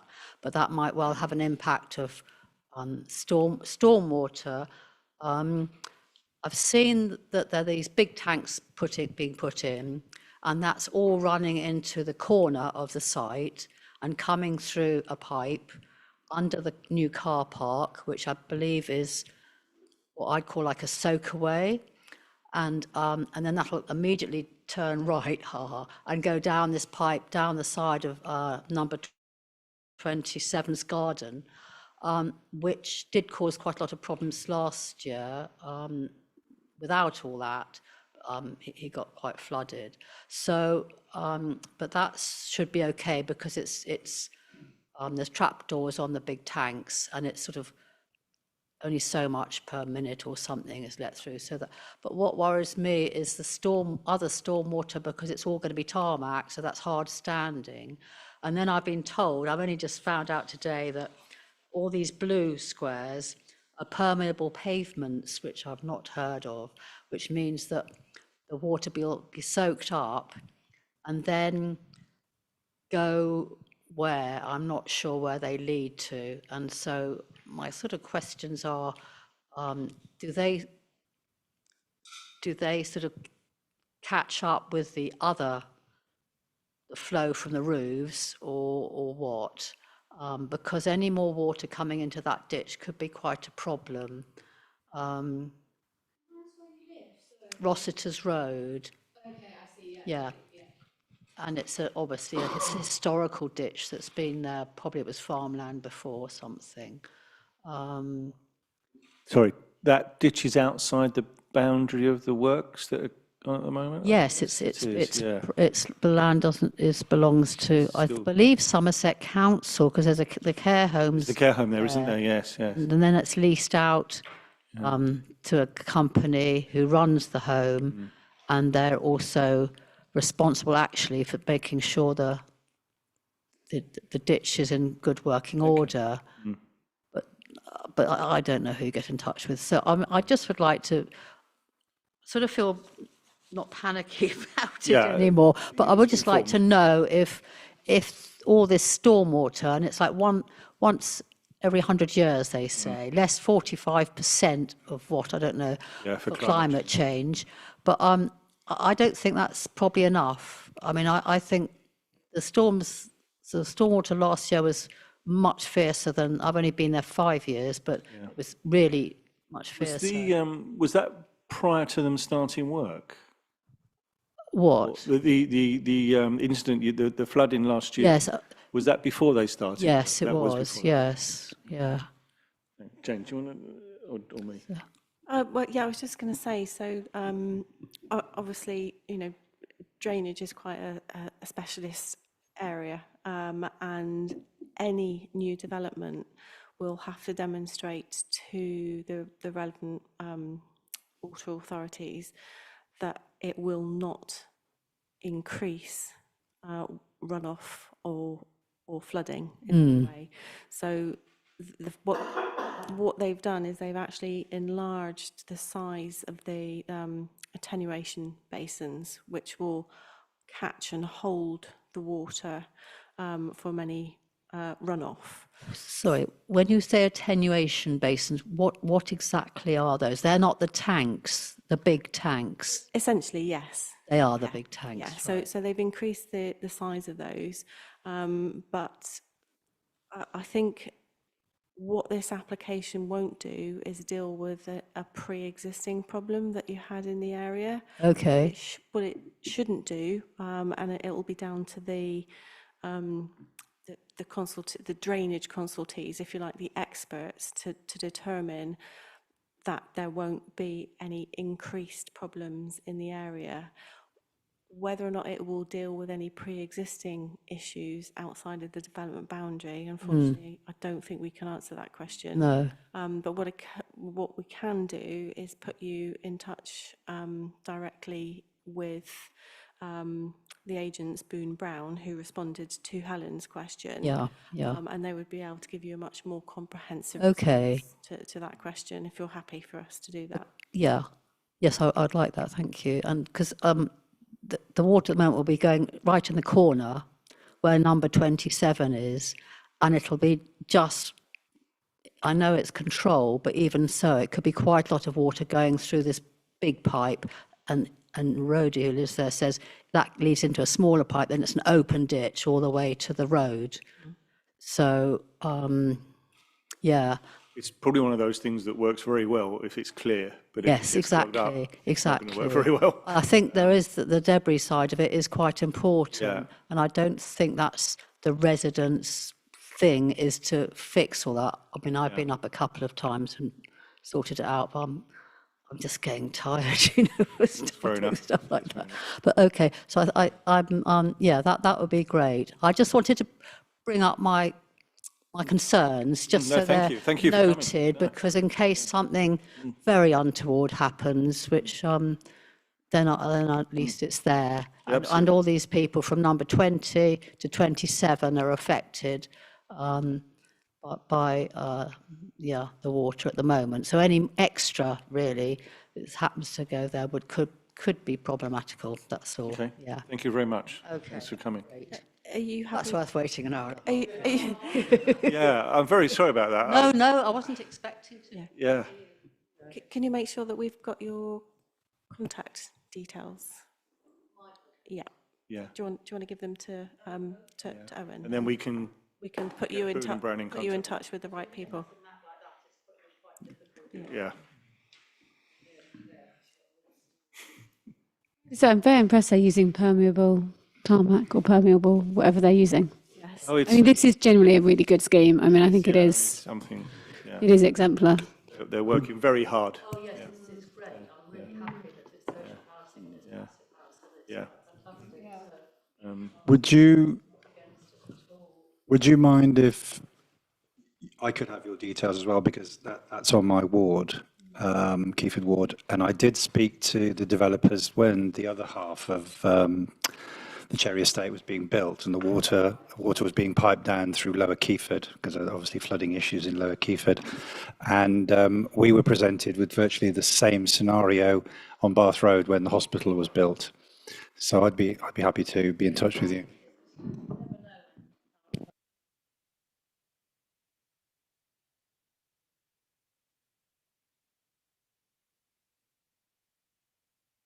That's the question that Steve has just asked me. So what we're actually deciding on is whether or not we're happy for the conditions to be varied. So the one condition is where we talked about they're changing the air source heat pumps to the mechanical heat ventilation, whatever. so because they're passive houses, they essentially don't need an air source heat pump, but because of the air tightness, you do need to make sure that there's an air exchange, and the air that is exchanged can also be heated through this mechanical. I'm not saying it again. And so yeah, and also they're putting on solar, and they have increased the width of the walls. So the footprint is slightly bigger, but the internal footprint has remained the same. I think you'll have seen in the Civic Society comments that was one of the things that they had raised originally. The other condition is about occupation. I see you'll have seen the Civic Society comments on that. Essentially, if the planning team don't think that that's possible, then they won't allow them to change it. But I think they can. I think the key thing here is getting people in the buildings, getting them occupied, making sure that people have got homes.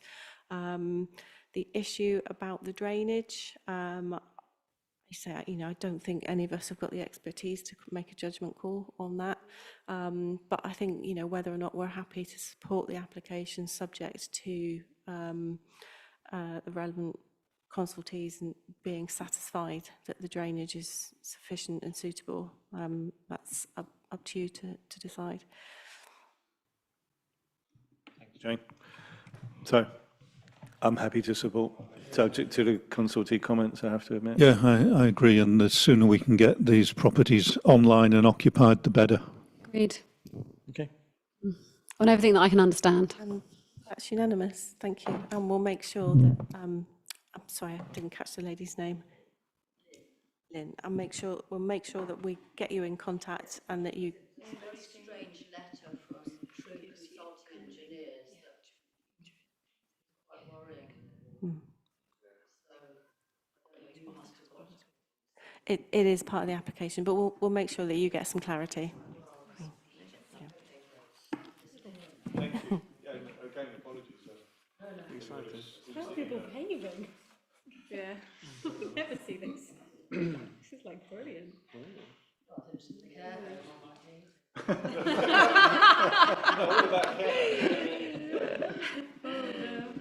Nice. Nicely done. Thank you. I'll take Thank the you class. for I'll take the coming. class. Thanks very much. I'll be in touch. Thank you. Thank Thank you. See you soon. Oh, yeah.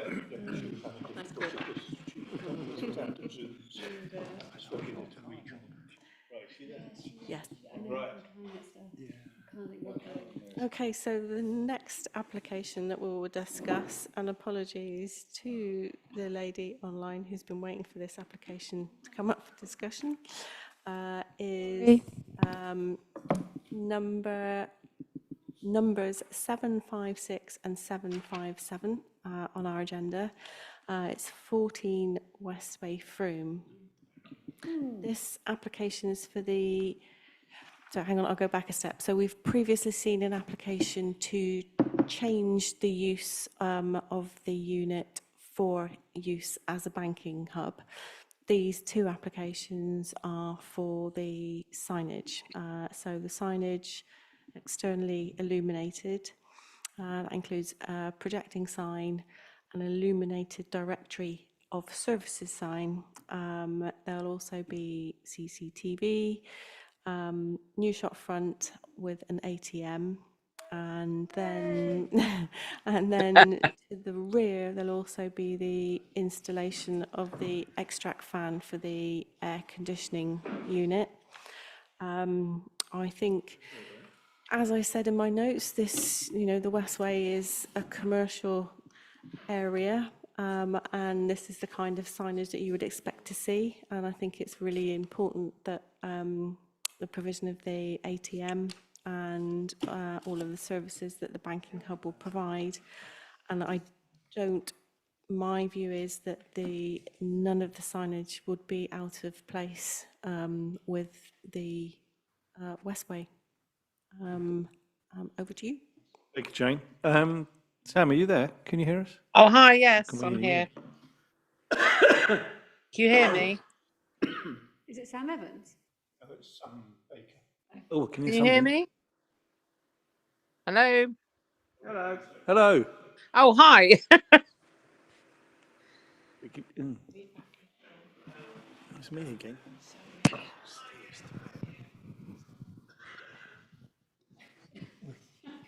We've got some loop. Apologies, we're having a few issues. The YouTube recording is running slightly behind in the background, and we can hear it. So we're Oh, that's fine. So you got a bit of voice dub. yeah. Now we can hear you. There you go. Oh, okay, cool. Okay. Welcome. Hi. I hope you haven't been sitting there for the last 2 hours. I have. Oh dear. Apologies. But by all means, tell us what's going on. But I think you're talking to the converted, all of us. But carry on. No, I know all about care homes now, so it's all good.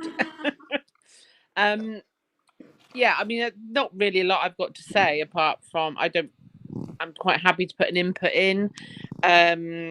Personally, I've seen these when they've been built, and they are extremely professional.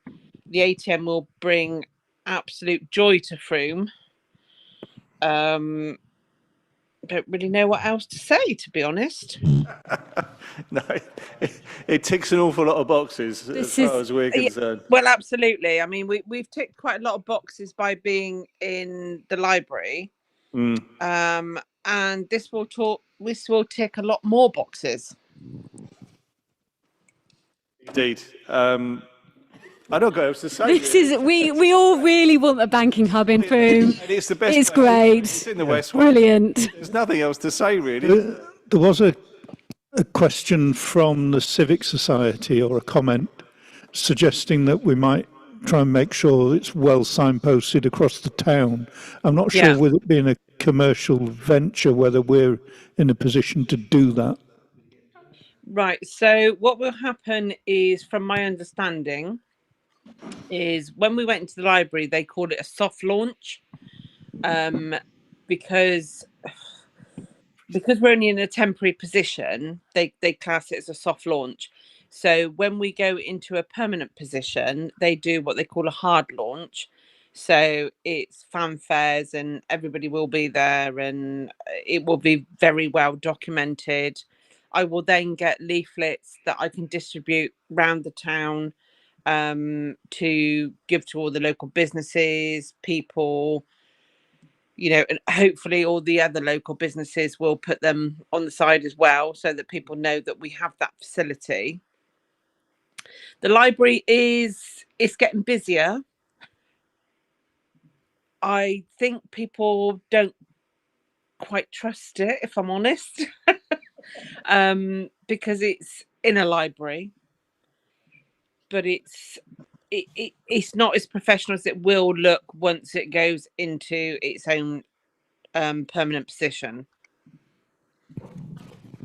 That's great. I think we support this application. Yeah, I thought you probably would. Well, I hope Can I you just- probably would. Just before we very strongly support, Oh, that's good. can I just, hi Sam, can I just ask that, we were talking about the illumination and signs and what have you. Yeah. I know. I just, that's actually in a corner of that precinct, and that from a safety user's point of view, that it will be, reasonably well lit. My other question was whether or not the banking hub would have CCTV. As far as I'm aware, I mean, obviously, I'm the operator of the banking hub. I don't actually own it. So as far as I'm aware, the CCTV is very, very prominent. The CCTV in the library that we have is very prominent. So I would imagine in a permanent position, it would be even more, it would be more varied. Excellent. Thank you very much. Someone proposed that we support this. Thank you, Philip. Thank you, Polly. Thank you, everybody. Yeah. That's unanimous, and I'd already written fully. Well, that was what I was hoping for, and I've stayed on the line for 2 hours. So Yeah, well done. Means to an end and all that. Thank you very much. absolutely, it will bring such a delight to the people of Frome. It will. Like I said, the library is good, but I don't think I still have people coming in. We opened on the 11th of March. I still have people coming in now. I didn't know you were here. Excellent. So it's going to be a major, impact to Frome, I believe. Great. Thank you very much, Sam. And we look forward to it opening. Absolutely. Thank you. Thank you very much. Good night. Bye.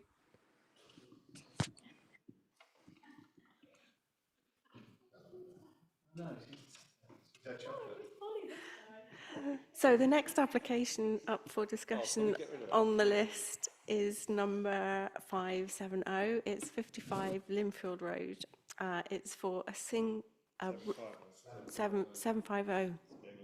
It is getting late. It's for a rear single-story ground floor extension, internal alterations, and a loft conversion, including side and rear dormers. Now we've lost the TV too.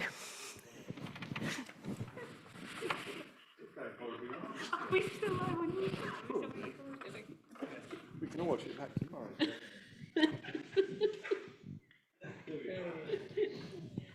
Okay, so now you can see on the screen, at the top, we have the existing elevations of the property, and below it, the proposed.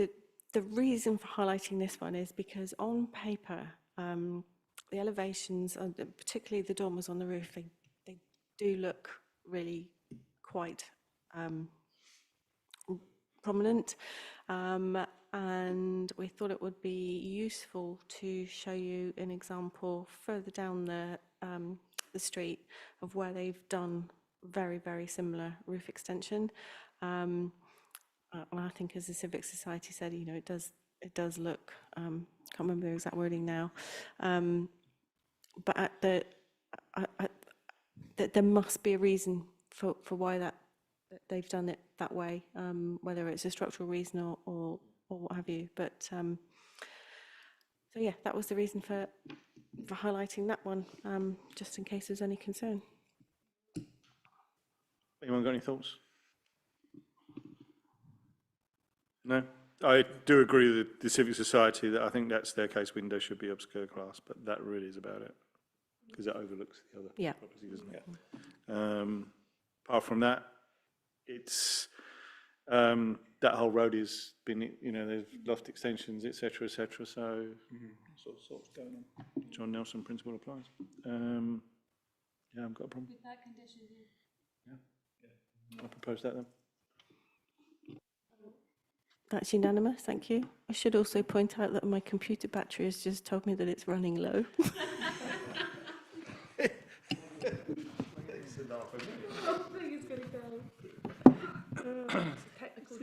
Keep going as long as it lasts. Right, how many more have we got, Jane? So, not many. So the next one on the list is number 751, and it's 24 Trevithick Close.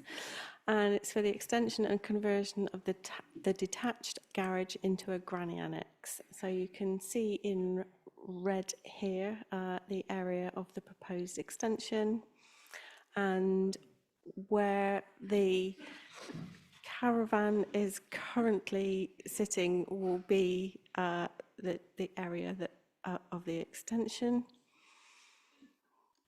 And you can see here on the floor plan, this is the existing garage and gym, and here you can see the footprint of the proposed extension. And here are the elevations. This is where the garage doors were. As you can see, that's now been turned into into windows, and this is the extension here. We did point out that it would change the outlook from the neighbouring property, although there's no objection for them online, and I don't think it's a significant impact, but we would want to see a condition tying the use of the annex so that it won't be let or sold separately. Yeah, I mean, that's that standard condition that we normally ask for in this. And other than that, I didn't have any problems with this one. I went to have, I did a drive-by on this one because when I looked at it, it's a cul-de-sac, I had to turn around. But when I read through it, there were some concerns, and I thought, I can't see it, I can't envisage it, and I went to have a look at it. I'm surprised that the neighbours aren't objecting, because talking about the movement of the sun around the planet Earth, when I was there, that extension will actually block out a lot of the late afternoon, evening sun, and I think it comes out quite a lot from where the garage is at the moment, and it's virtually on the boundary. So as I say, and there's a window there of the neighbour's house, so I'm surprised that they haven't objected. And the other thing is that in front of those drawings there don't show it, in front of the garage is a tree. I think it shows on the photograph, but it's not clear how close that extension will come to the tree. So you've got the picture in the picture there. The plans an area of root protection. Right, okay. They have taken that into consideration. Yeah. But I was surprised that there was no objection, because it sort of makes a dark corner and sort of blocks off quite a lot of light from the neighbour's window. Okay, Thanks, Philip. Any other comments? The other thing, looking at the plans, I think it's designated as a granny annex. I'm very surprised at the layout because it would not look exactly as a granny annex if you're building it. We don't know who's going to occupy it, but in terms of things like access, wheelchair, etc., it doesn't seem to be very sympathetic. It would need to meet current building regs, so it would need to be fully accessible. I was just thinking of the position of the bathroom to where it is in location to the bedroom, but that's just a comment. I guess on the basis the garages are there already, the number 22 is probably used to it. Yeah. But sorry, it's going to sound stupid. Is granny annex like a legitimate designation? It's not. So An annex. it's an annex, so it could be a teenage annex. That's what we don't do. It's going to live in it. Yeah, but it's not. But also, you can't designate something a granny annex. No, you So it's can't. just an No annex. one's going to go around, knock on the door and say, "Are you granny?" If you, So yeah, but hence the can't be let out, sold, etc., etc. Okay. Yeah. So based on that condition, everyone happy? Yeah. Philip, you can propose that. Objection. Yeah, no objection. That's unanimous, thank you. 22. Yeah. Okay. So that's unanimous, thank you. Sorry, just bear with me while I record that. Granny annex, a granny annex. The conversation about when it's a two-floor building, actually a three-floor building, and it's like, someone tried to say it was only a two-floor, and had excuse me. So the next application on the list for the discussion is number 754, and it's 29 Styles Hill, and it's for the erection of a garage and store.